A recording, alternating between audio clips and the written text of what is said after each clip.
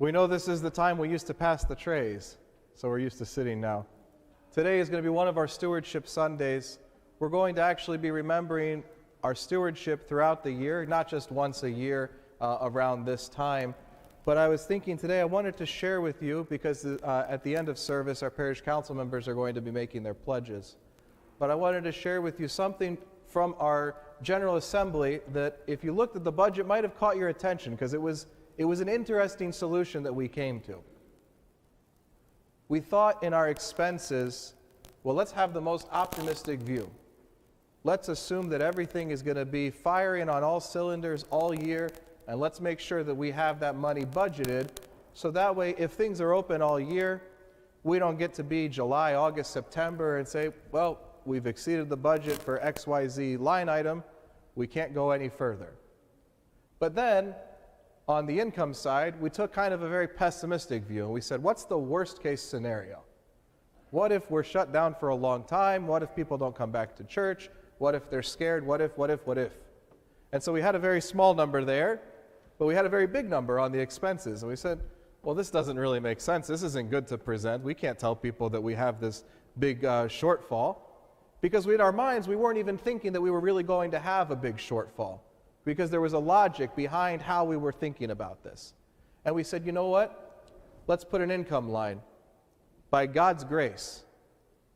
And we knew that if by God's grace we're able to accomplish all of the things that we hope to in the expense column, we know that by His grace, the money is going to come forth in the income side to take care of that. There's no way He would leave us hanging. Because by God's grace, we have been responsible. By God's grace, we have been taking care of the sanctuary. By God's grace, we've been taking care of our community. We've seen recently some improvements. When you leave, they haven't quite finished the caulking on the windows outside, but there's new flashing on the bottoms of the windows outside and new caulking up pretty high up. And then after that, we're going to be starting to repaint the church. We're going to be repairing all of the stucco work that's been donated very generously.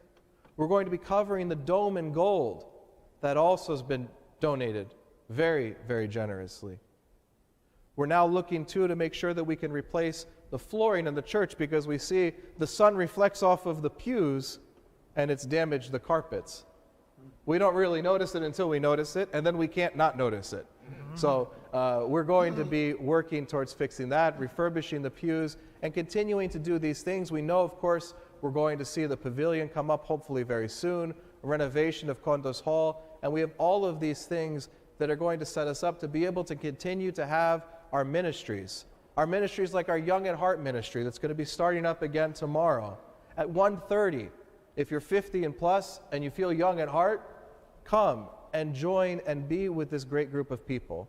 Our ministries like our Goya ministry, that we've been having just about maybe 17 to 20 kids every week for the past couple of weeks, which I know sometimes we like to look back in the past and think, oh, we used to have 40 kids. We never had 40 kids. I wish we did. But we didn't. But we do have 20 today. And it's a great blessing and a great thing for us to be thankful for. And one of the most important ways, if not the most important way, that we're going to be able to accomplish all of this by God's grace is by us all participating in our stewardship program. The stewardship, of course, is the money that we're offering to the church, but it's also the time and talent, and more importantly, the time and talent that we're offering to the church. It's how are we going to be involved? How are we going to give back to this community that's given to us? So you're going to see the cards, and we'll explain them later, and they'll be available for you to take home and bring back, or to fill out today would be even better. Because it's not rocket science to fill out the forms. We made them very easy, we'll show you. But to be committed to helping this church to grow, not just the numbers on the books, but to grow the ministries, to grow the impact, to grow the reach that we have to the community all around us. And I hope that we can all do that for 2021 and beyond. God bless you. Please stand.